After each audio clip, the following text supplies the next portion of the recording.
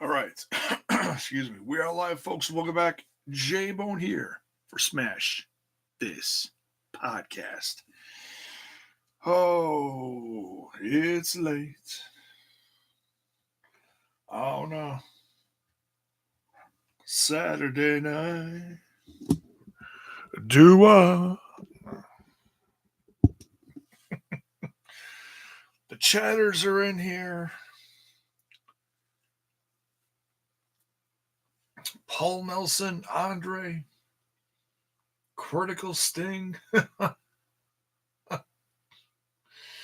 Rest in peace, Kenny. 2018 to 2019. Yes. uh,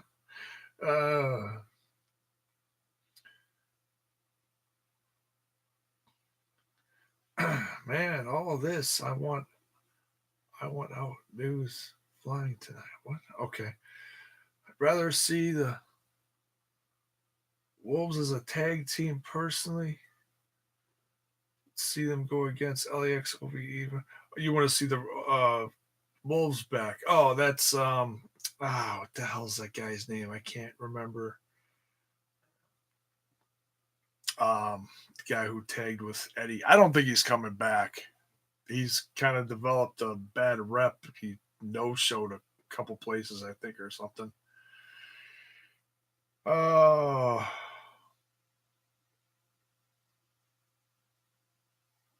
Davey Richards, thank you.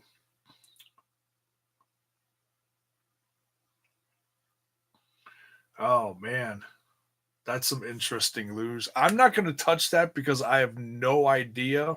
I'm not saying what you're saying isn't true, but I'm not going to touch that tonight. I'm going to stick to the review. Um, I'll touch on that another night if if I read up on it. I have not heard any of that though. I talked about the cross stuff the other night though, so um, he hasn't said anything. He's on social media all the time. He hasn't said anything publicly. So a lot of this stuff, I don't know if it's believable or what. I try to go with just the official news, press releases, stuff like that. A lot of times stuff gets put out there and it's BS. So I don't know.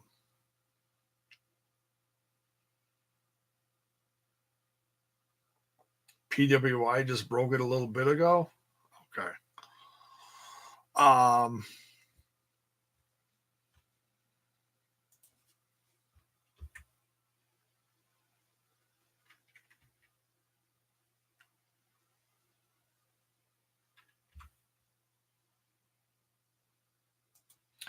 well, let's hop on there real quick.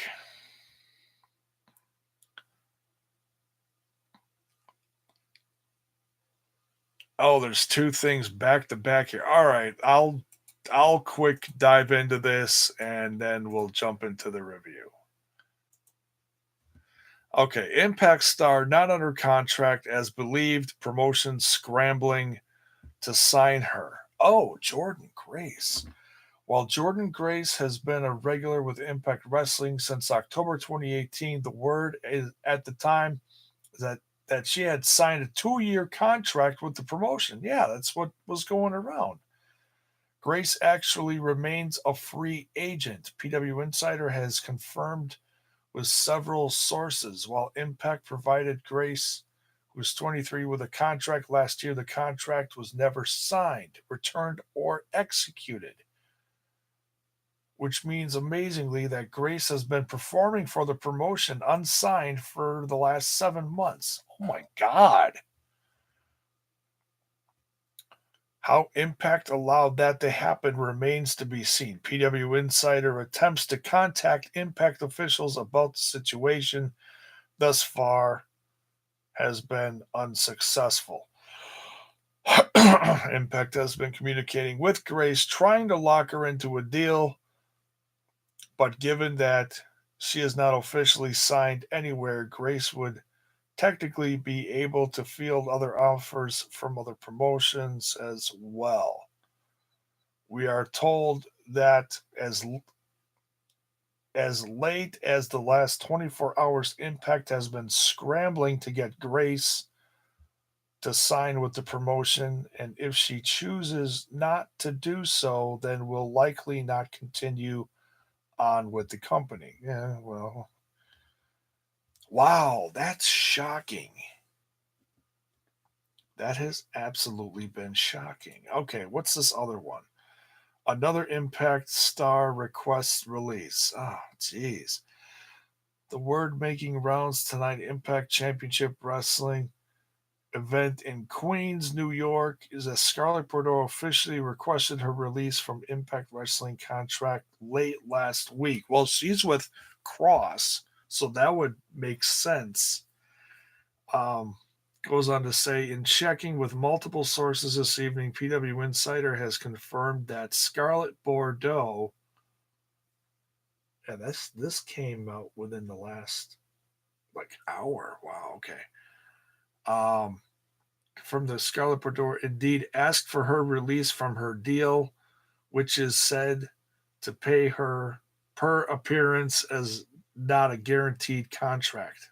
Okay. Bordeaux officially came on board with Impact last year and has been given a strong push as a sexy temptress smoke show. Originally trained by Jimmy Jacobs and Truth Martini, Bordeaux broke into the business in the Chicago area and worked previously for Ring of Honor and AAA, among other promotions. As of late, she's been aligned with Falaba. Okay, we know that. Bordeaux 28 is believed to be under contract to Impact until later this summer. There is no word yet whether the release will be granted. She recently worked at TV tapings in Philadelphia and would next be scheduled to appear for the company in New York tapings in early June. I believe that's June 8th and 9th is what they advertise. And then right after that is back in Philly for that the Great Muda special. Um, it's supposed to be an Impact Plus special. PW Insider reported last week Killer Cross recently requested his release as well, but has been told the release will not be granted. The promotion, however, recently granted the contractual release of Jersinder Singh. Well, I heard there were visa issues with that. I don't know if that's true or not, but if he can't get into the U.S. and travel with the company, then yeah, just release him if he's stuck up in Canada. Wow. Interesting. Oh, here's another one from earlier this evening. Is this anything? Oh, no, that's just stuff for next week. Wow. Okay. So well, that's very interesting. I did not know that. Thank you for letting me know about that. Um, yeah, I heard about the Pac Hangman thing. I haven't heard any details too much. I'm sure AEW will say something. They'd be stupid not to. They should because this is their first date, and they should, explain a little something. At least give a something simple and or generic. James St. Patrick. That's a new name here. I don't believe I've seen that. Welcome to the show. So Impact would lose Scarlet, Grace, and Cross. That would be devastating. I mean, the company has always lost people in the past and replaced them with great, hot indie talent over the course of the last 2 years. But man, yeah, that would suck. That would really suck. Jackson is here. What is up? Um, Scarlett and Jordan are replaceable. Well, anybody's replaceable. Um, but I was really, really excited to see both of these women on this brand. Um,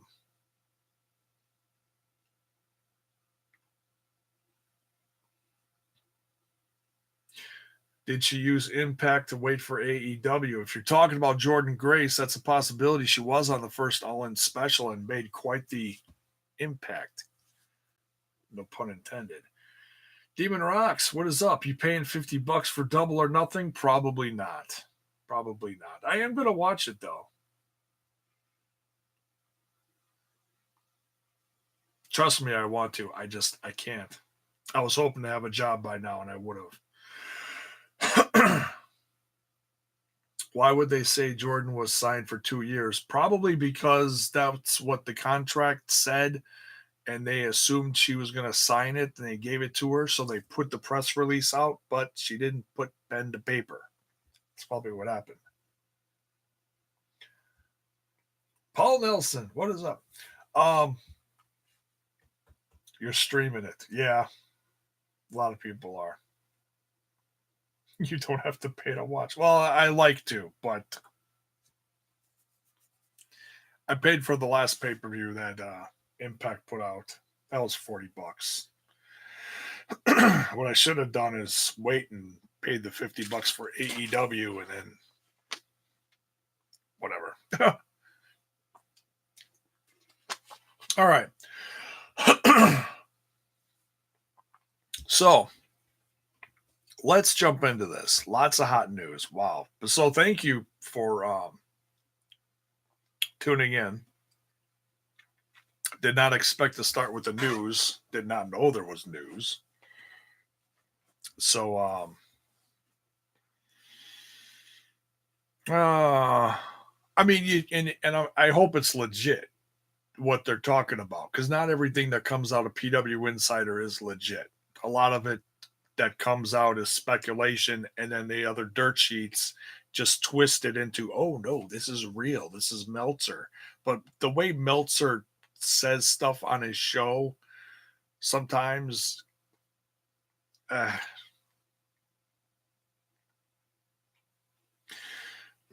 but anyways, I want to give out a shout. Want to give a shout out. Wow, let's try that again. I want to give a shout out to the man who was in the front row for the Philly tapings, Mr. Trent from the Total Nonstop Impact podcast that I just guested on a few days ago.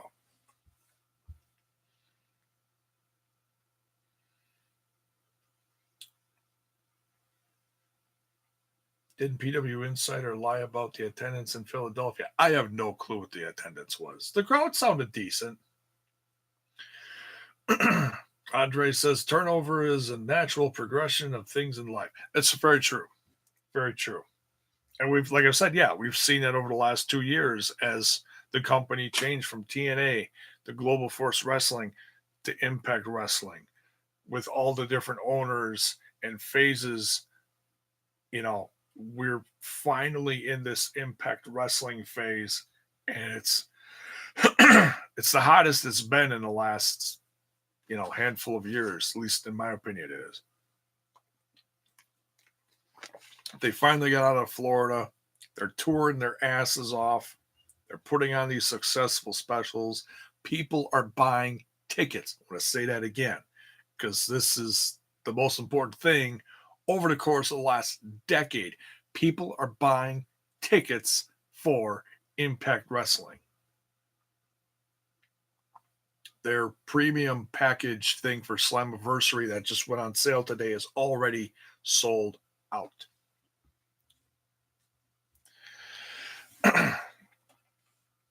They couldn't sell tickets back when Kurt Angle was in the company. Okay? That says something. So, all right, let's jump into this. This is the review for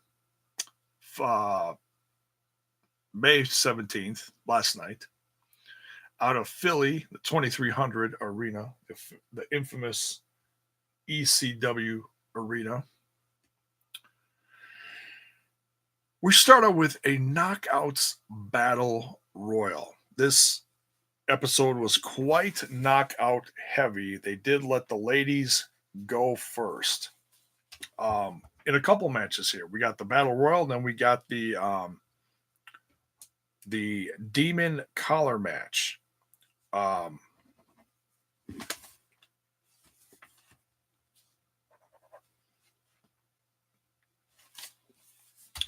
so let's talk about this Battle Royal. I'm not going to go over all the eliminations because there was only 10 women, but I do want to mention all of them, at least say um, who was in a match, including a handful of new faces that I had never seen before.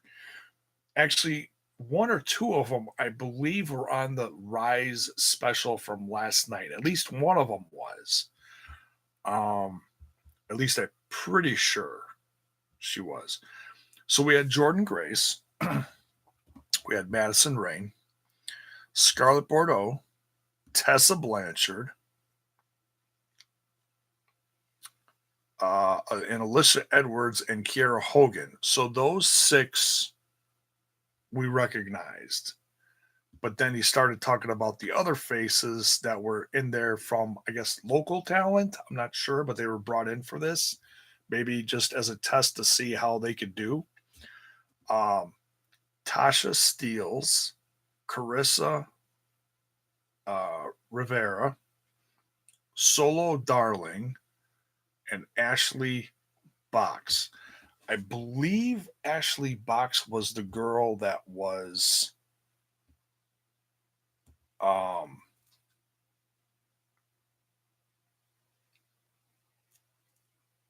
that was on the show last night. I took a couple notes. I'm not going to review it because I was in and out of watching it. But from what I watched of it, it was a fun show, pretty fun. Um, but so as far as these four girls, um, Solo Darling, I mean, I'd have to like go back and watch it and really watch the girls. I was watching more Scarlett Bordeaux and Tessa and those girls. I think the camera was more focused on them too, but I'd say Solo Darling impressed me the most. I mean, she really was kicking ass in this match. A lot of fun. Um, Glenn Gilberti came out after all the girls came out, and then um,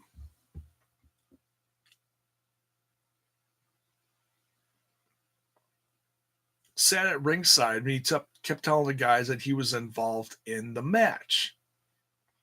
It's a knockouts battle royal. You're not a knockout.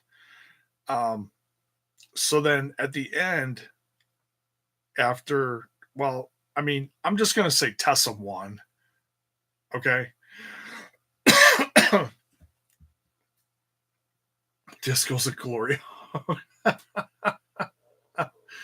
um, I don't. I mean, I understand the whole chauvinistic thing with Glenn Gilberti, Disco Inferno, and I'm okay that he's out there as a character, but I don't think he should have gotten involved. Okay, like he was out there at first, they kicked his ass out, and then he went to ringside. He went to commentary.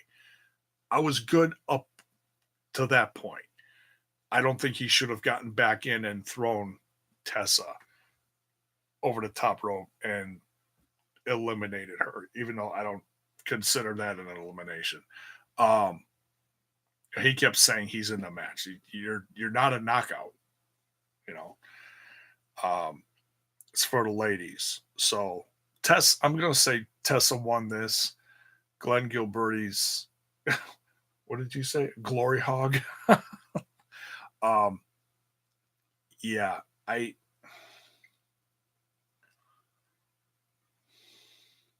could take this guy in doses. Okay, and you know, Conan's asked me a few times to listen to his podcast. I told him, hey, I like your podcast, except when Glenn is rambling, I can't. I just can't. He has some okay opinions. Some I agree with, some I don't. But damn, he just kills Conan's show, and I like Conan's show. I listened to it a few times. Um,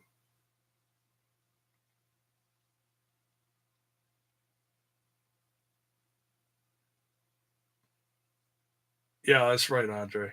Says Andre says Disco has a history of putting others over in unselfish ways, at least at the end of the day, or when the time for the payoff comes. Yeah, and I'm sure some of these girls are going to kick his ass somewhere, or during the tapings or whatever. Um, I just felt like they put a little too much in this segment. Like he didn't have to come out at the end.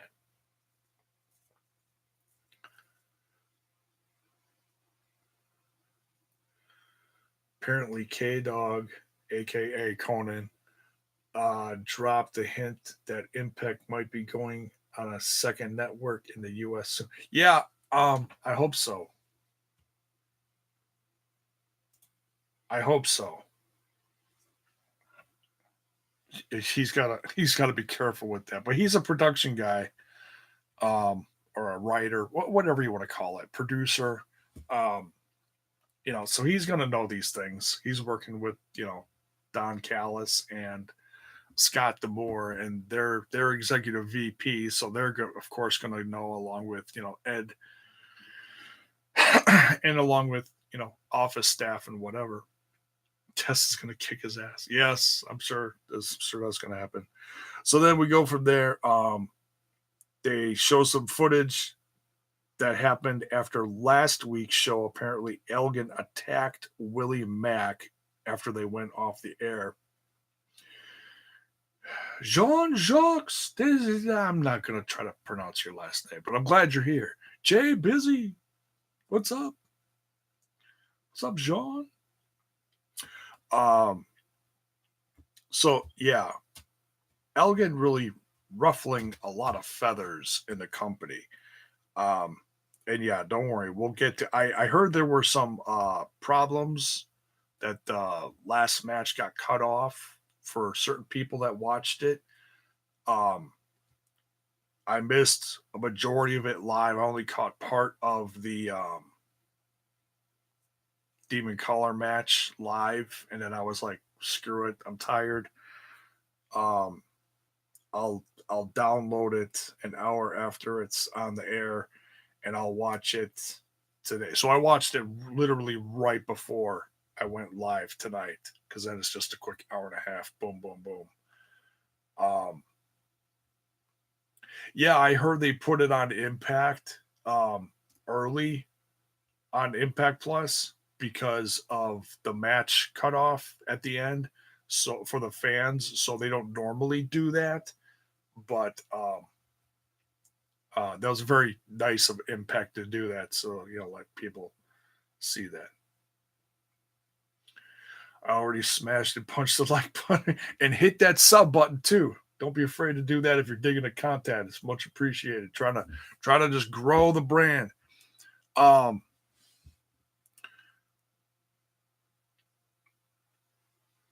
okay, then Swan confronts Elgin during his interview and attacks him for trying to get some revenge because he put Elgin put Mac in the hospital apparently. We go from there to the Demon Collar match, no DQ, between Su Young versus Rosemary. This was great. This was a lot of fun. These two women choked each other out, hit each other with the chain. And I mean, there's only really so much you can do, in a dog collar match. But this is a gimmick match we don't see a lot, and it's got that old school feel to it. So I was really excited about this. And this certainly did meet my expectations. I knew these two were gonna, knock down, drag out, choke each other out till you can't, function no more. It was interesting that they both got in the ring. they started with like a tug of war thing, and then all of a sudden they they blew the mist, and then they went at each other. It was kind of cool. Um, Rosemary ends up winning this one. And this thing is between her and Su Young has been going off and on for like the last year plus or something like that since Su Young came in the company and had quite the reign as Knockouts champion. Rosemary was out for a significant amount of time, is now back, you know, um, and that's another one that I don't know. I don't know if the contract situations of Su Young and or Rosemary either. Um,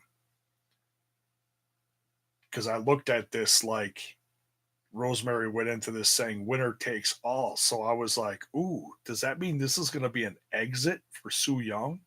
I wasn't sure. I hope not, because Su Young I think is one of the best knockouts on the roster. Her charisma, her in ring work, the way she presents herself is like just. I mean, she's one of the few people out there. When the lighting's on and everything, and she's doing her shtick coming out to the ring with or without the bridesmaids, she's legit scary looking. You know, um, excuse me. Really, Andre says it was the least favorite part of the Friday Night's Impact. Hmm. Critical Sting says Rosemary signed for 2 years a few months ago. Oh, okay. Or did she? Hmm.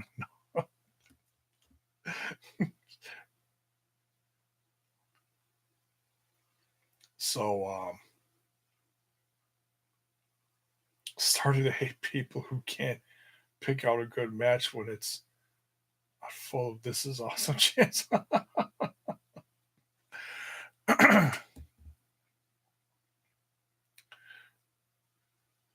James says, well, one thing about Impact is when they lose one talent, they always replace them.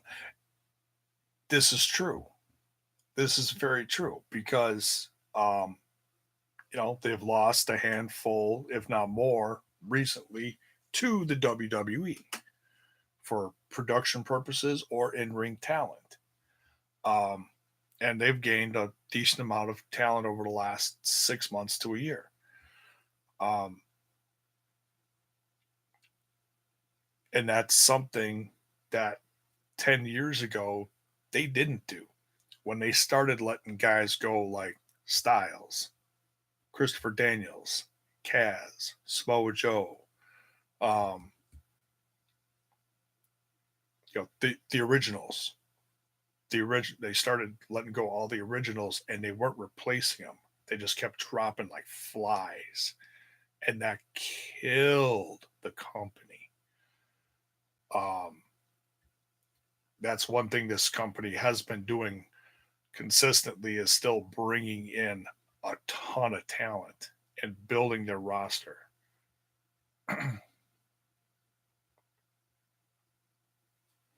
So, all right, let's continue here. So yeah, great. I really enjoyed the Demon Collar match. Um, certainly puts an end to the chapter between these two. At least I think it does. It's going to be interesting to see where this goes. Is this the end between these two?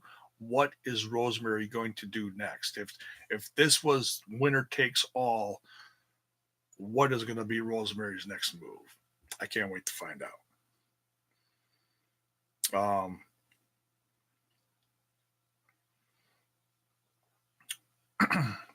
Losing tracking the notes here. Sorry. Um, Next, we have Madman Fulton out to the ring, accompanied by the the OVE ringleader Callahan against who's called a local talent, Randy Sean. Guy's got two first names. Poor guy. It's horrible. Uh, Oh man. He makes short work out of Randy Shawn just decimating him. They made a point to say that Madman Fulton is 6'8", 310. Whew. Big boy. Big boy. Um, and certainly, this is just another cog in the wheel of Callahan taking over everything. I hope this does lead to something for Callahan on a bigger scale in the company later this summer. Now that Madman Fulton's on, um, you know, just start giving them all the championships. Let's start let's start giving Callahan credit where credit is due. He really is important in the company, so I feel like they should reward him at some point. Um, there's no reason why they shouldn't. I'm all for it. Let me know your thoughts on that too as we're going through this. Then it says next week we got RVD versus Tommy Dreamer. RVD once again coming across insanely snarky. Not a big fan of that. I know he's always been confident and cocky, but I don't know. We'll see what happens between him and Tommy. It's going to be a classic, I'm sure. Because we know Tommy still got it. Tommy's a fighter. We get the update on Brian Cage. Doc says he's got a radical spinal contusion and that the return date is unknown. For those of you who don't know, this past week he was in Chicago wrestling for some company in Chicago. Was it AAW or Warriors? Um, one of the two. Trent gave an update on him. Said he participated in it was like a tag match, 3-on-3 or something. Radical, eh? Warrior Wrestling. Thank you, Critical Sting. So he didn't have to do too much, but he did get in the ring to kind of, you know, dust stuff off. 3 years for Sue in the company. She been around that long? I didn't think it was that long. I thought she just came in like last year.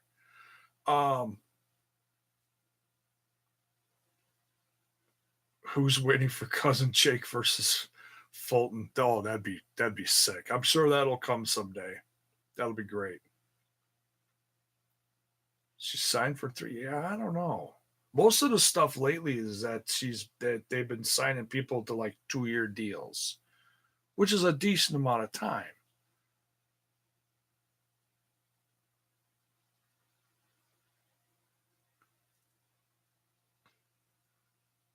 No, they're not signing.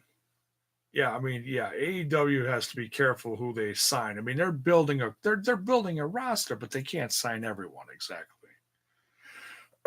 So, but you got to spend money to make money. People are like, "Oh, they're so greedy." Greedy. Okay, every company that signs talent spends money. That's not greed. That's called running a business. It's not greedy. I don't understand where this. You want to call anybody greedy, call Vince McMahon greedy for just hiring talent for the sake of having talent in your company and not doing jack shit with them.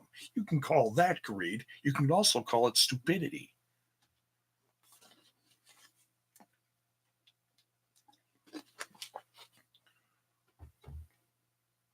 And that's not an opinion, that's a fact, Jack. All right, next.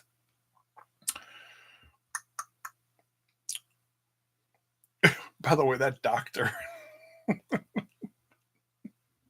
that's some company guy that they threw in there. He was part of, okay, a year ago when they did Impact versus Lucha Underground, and the day before or the day of, whatever. No, it was the night before. Sanjay Dutt, Josh Matthews, and this other guy were doing a live Twitch thing from like the hotel lobby in, is it New Orleans? And they were talking to people and just hanging out, you know. It was their big Twitch debut that weekend, I think. And so they went live all day with different people doing different things, and Josh was late at night. And that guy was with them. He's some company guy. So they're using him as the doc. I think that's kind of funny. So, um, next we got, excuse me, damn, it's late, getting tired. Next we got Killer Cross versus Eddie Edwards. This was fun. Eddie Edwards got his ass just handed to him. Killer Cross looked amazing as usual. As I'm watching this, I'm trying not to think about the controversy that I'm reading in the dirt sheets. Um, if the man wasn't so damn intimidating, I'd ask him myself if I could get a statement from him. I haven't though. I I don't know if he'd give me one, and I don't know if I'd hurt my relationship in the process of doing that. And I don't want to. I've always tiptoed around, dealing with Cross. And he was gracious enough to come on here and do an interview with me um, this last summer, fall, whenever it was. And he was great to deal with. He was very gracious. And yeah, I don't know. I mean, I'm sure I'm tempted to talk to him about it. um, but I don't know. We'll see. Maybe I'll ask him this next week and be like, "Hey, so your name's in the news a lot lately." Be great if he came on here and just cleared up some of that mess. But if they're talking about contract stuff, um, sometimes people get in trouble for saying too many specific things because that's you know goes into the whole shebang of, I believe, why Eli Drake got in trouble because he was talking about too much contract stuff, details or whatever. J Bone, Eugene, what's up? Killer Cross literally killing. Yeah, dude, he just destroyed Eddie in the ring. Eddie put forth some offense, but man, it just Cross is just so damn powerful. So then at the end, he puts on his infamous, I don't know, is that driving gloves? I don't know. um,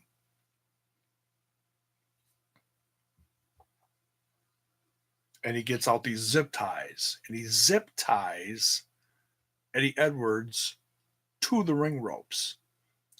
And then he looks like he's going to grab the kendo stick, Kenny, and just, you know, beat him just unmercifully to the, just beat him to a pulp because he's already just, blown up.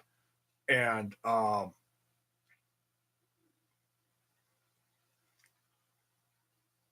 he stops last second, looks at Kenny, looks at Edwards, takes a few steps back, snaps Kenny in half.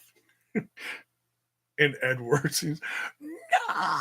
he just, he just, hanging there, losing his shit. It was so funny.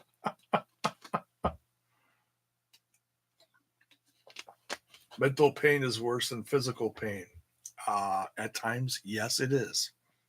You ain't lying. So he snapped Kenny in half, and damn, I don't know what's next for these two, but Cross is killing it as usual.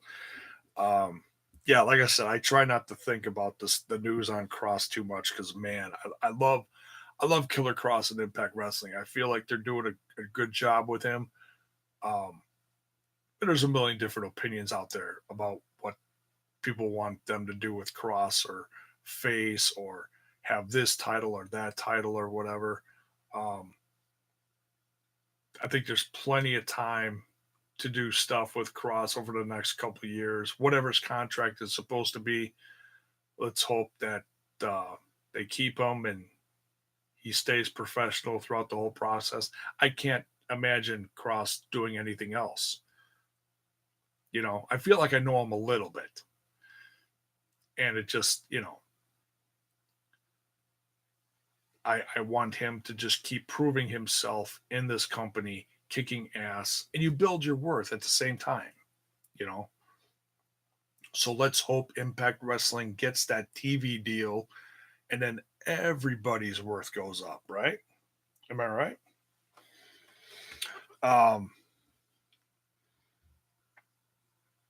because the more eyes on the product, it's great for everyone, right? Then we go to this clip of the Rascals getting excited because they have a chance to fight LAX somewhere in the near future. And God, they're so damn goofy. I love these guys. they do bring they do bring a dose of edgy comedy to everything along with their insane talent in the ring. So it showed them training in Philly, doing the famous Rocky steps, and rolling down because they're all blown up and trying to work out and lift stuff. And it's just comedic gold. It's so funny. I love it. Twitch numbers were high this week. Yeah, I don't know about those numbers because when I tuned in briefly on Twitch, I always look to see how many people are watching. And there was about 6,000 people watching. Okay? I've never seen big numbers on Twitch. I'm not sure why people don't just go on Twitch and watch it if they don't have Pursuit. I never hear the numbers for Pursuit either. Um, but someone put a post out saying that there was like 140,000 people because apparently what he did, he was looking at the starting number before Impact went live, and then he looked at the ending total number, which is in the 2 millions. So he's looking at the breakdown between this 2 million something and this 2 million something at the end of the show, subtracted them, and he said that's what the viewership was. And I'm like, ah, but even though that number must have been between 150 to 200,000, when I was watching, there was only 6,000 people watching. So I'm not a math guy, but that doesn't add up. So, but nonetheless, I still hope that Impact gets more Twitch viewers and subs and all that kind of stuff. So I don't know. They peaked at 12. Yeah, I heard about that. Yeah, so I don't understand where these numbers are coming from. And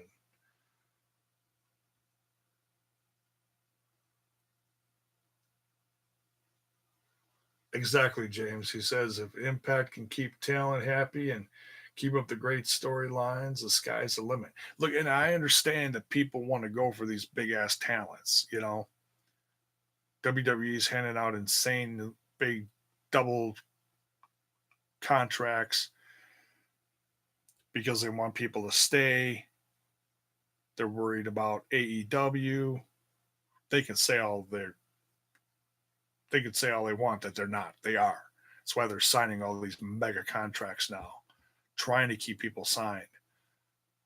Money isn't everything though. And so, and that's what makes me wonder about all this stuff about these contracts with Impact. Is it all legit?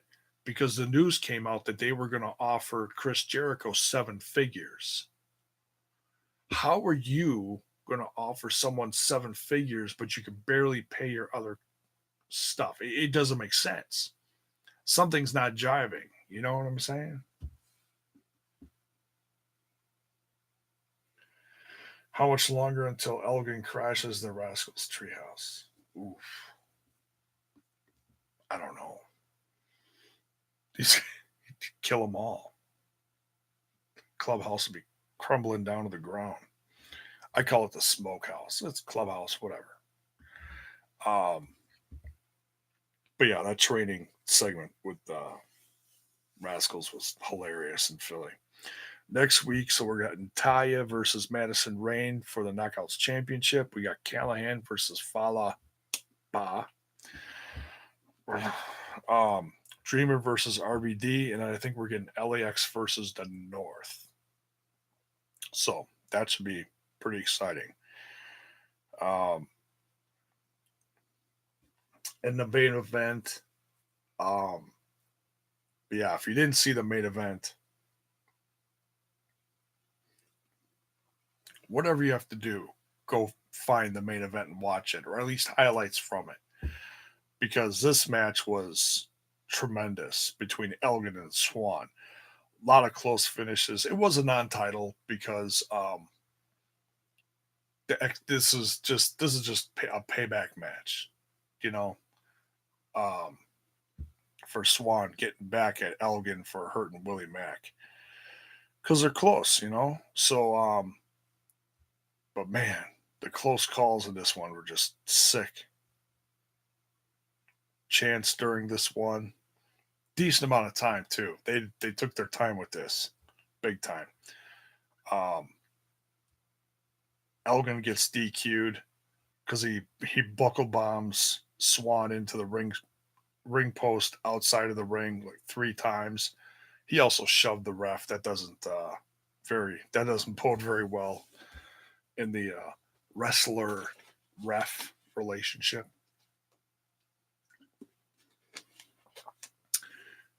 He goes on to um, want to hurt Swan even more. Than after the match is done, Willie Mack comes out for the save to rescue Swan. And then Johnny Impact comes out and attacks both Willie Mack and Swan. And as they go off the air, Elgin and Impact have a very quick moment face off in the ring as they go to the signature, whatever thing at the end of the show. So, but yeah, that match was crazy good. I saw someone say online it was the best match that Impact had on TV in the last few years. I don't know if I'd put it up there with that. There's been plenty of good matches, but this one, it's like if you haven't been sold on how good Michael Elgin is, holy shit. Um, I watched this match and the first thing I thought of was, hey, if Cage can't come back, just stick it on Elgin. At least you know you're going to get solid matches like this, you know. And that's all we want is solid wrestling and decent storylines. Um, it does worry me that we know that he's going to face Cage as soon as he's back, but I have a feeling that whenever that match does take place, say Slammiversary in another month or two or whatever, um, I think it is going to be a triple threat. Johnny Impact's going to want that um, rematch, and Elgin, obviously, destroying the entire roster, wants a shot. So, um, solid episode, great knockout stuff, uh, fun comedy stuff, great one-on-ones, especially the main event. Jump into the chat real quick before we get out of here. Try to keep these to about an hour. Um,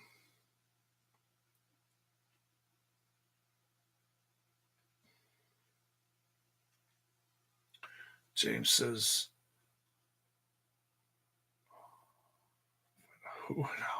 yeah, right, Blood Ray.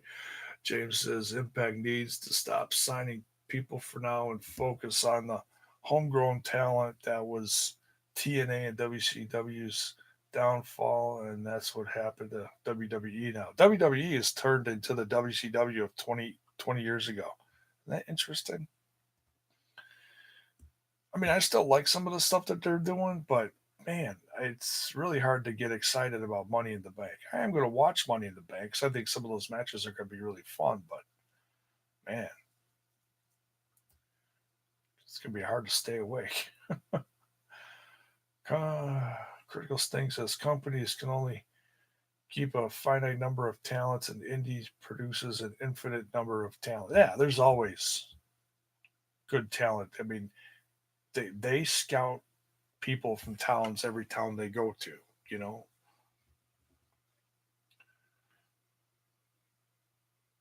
AEW signing a lot of people though, and will continue to do so. Yeah, they will, and they got money, and it's it's it's it's great to sign all these people, but using them right is going to be the trick over the course of the next half year.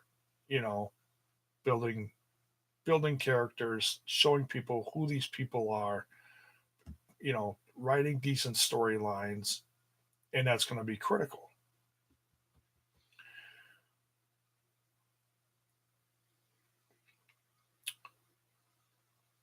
Spend 3 straight weeks of great main events. Yes, yes, yeah, and like I said in my last review, and with Trent on his show on the Total Nonstop Impact podcast, um, with the um, lack of a champion, with Brian Cage not being around, I feel everybody. And I'll say that I said it last week. I'll say it this week again. Everybody stepping it up.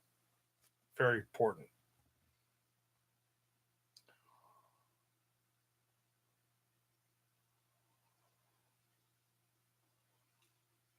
The signing of Elgin and RVD has taken Cross and Moose's spotlight. Hmm, that's an interesting opinion. Cross and Moose were on top, weren't they? Hmm. They can't stay on top forever, though. You got to cycle people through storylines and give other people shots. But I know I see what you're saying. I see what you're saying. I don't want to see RVD in the top tier, though. I don't want to see him going for championships. I have no doubt at some point he's going to because he is RVD. But I don't know. I don't want to see it. And I know I'm not the only one that feels that way. Blood Rain says Elgin is doing what Cross is doing at AAA right now, destroying everyone. True, except Cross did it for over 2 years straight and is still undefeated, as far as I know. How Moose and Cross just disappear from the title hunt for no reason.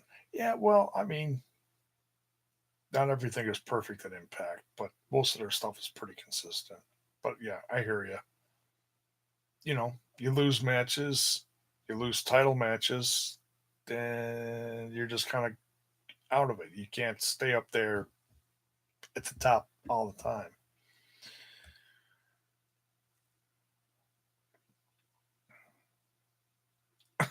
Money in this game because Impact has a deep main event scene. Yeah, true. Yeah, something WWE does not have. Very true. Very true. Good thing I didn't miss Lucha Bros. Saying I don't want. Oh yeah, I mean I want them on TV too, but um, hey, if you want to see them more, just tune in to MLW. They're on there too. I think their time in the Indies is going to be limited, though. I don't think they're going to be around much longer, but we'll see. You believe they're on the posters for one of the upcoming shows? Yeah, the Deep Impact one, I believe.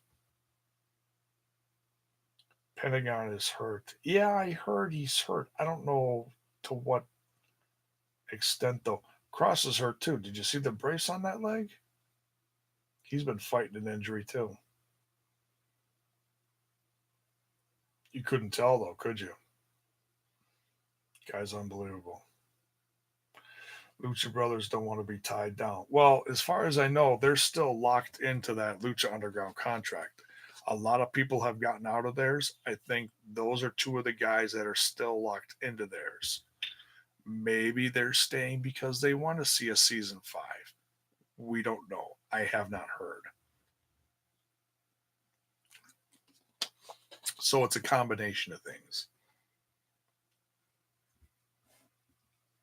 They're wrestling for all these companies because they can't sign anything bigger that has TV like WWE. So it's a twofold thing because of the Lucha Underground stuff and because of what they want. They're all over the place. They want to keep their freedom. So it's two things. Not exclusive. Right. Because it can't be. It can't be, and they don't want it to be. So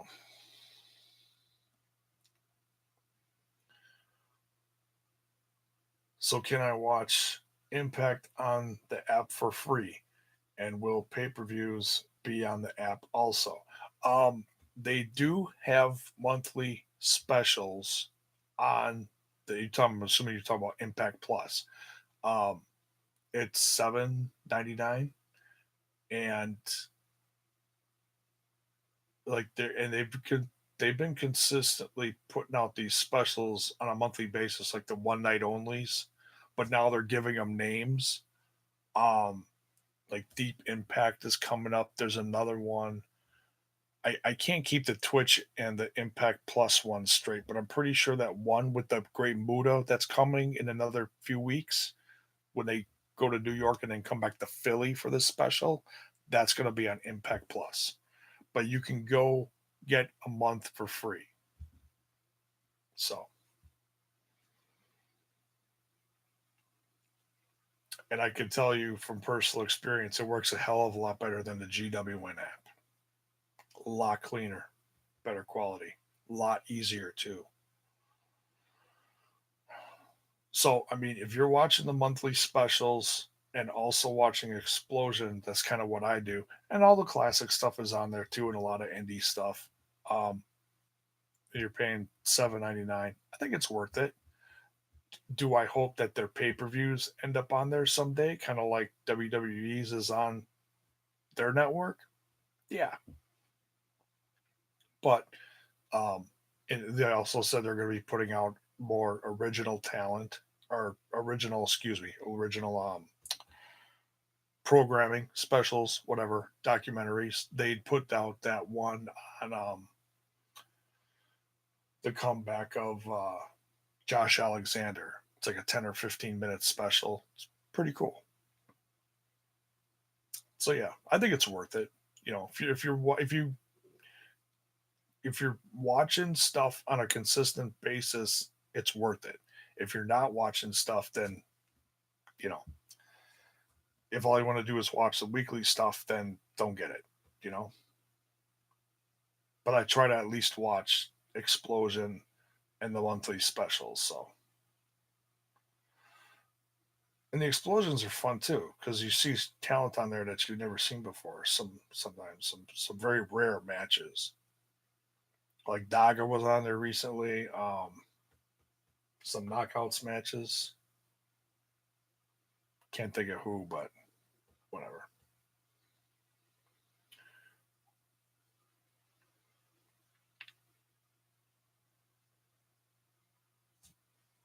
Notice Trey Miguel is individually advertised for Slammiversary in the commercial.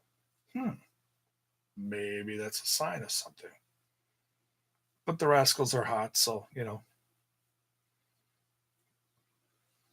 who knows? Slammiversary will be streaming on the app live. I'm pretty sure. I think that's a pay-per-view one, but like regular pay-per-view and Fight TV, they're bigger ones. They're keeping on pay-per-view and on Fight TV. I don't think it's on the app, but I could be wrong. I got to look into that. Did you watch Ethan Page and Josh Alexander going all MSTK on an Impact pay-per-view Twitch the other night? No, I did hear about it though.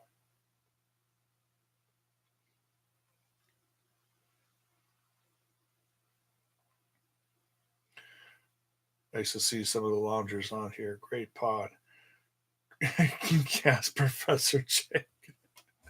Good night, James. And please, by all means, if you haven't subbed yet, go ahead and smash that sub button if you so care to do so. So, yeah, we're going to wrap this up. We've been on here an hour. It's late, it's tired, and I don't want to wake up a little guest that's in the next room anymore. Puppy sitting this weekend. He is 100% puppy and 100% painted at Tugus. So I got to keep it quiet. Hopefully, I didn't disturb him too much by being in here and talking. So,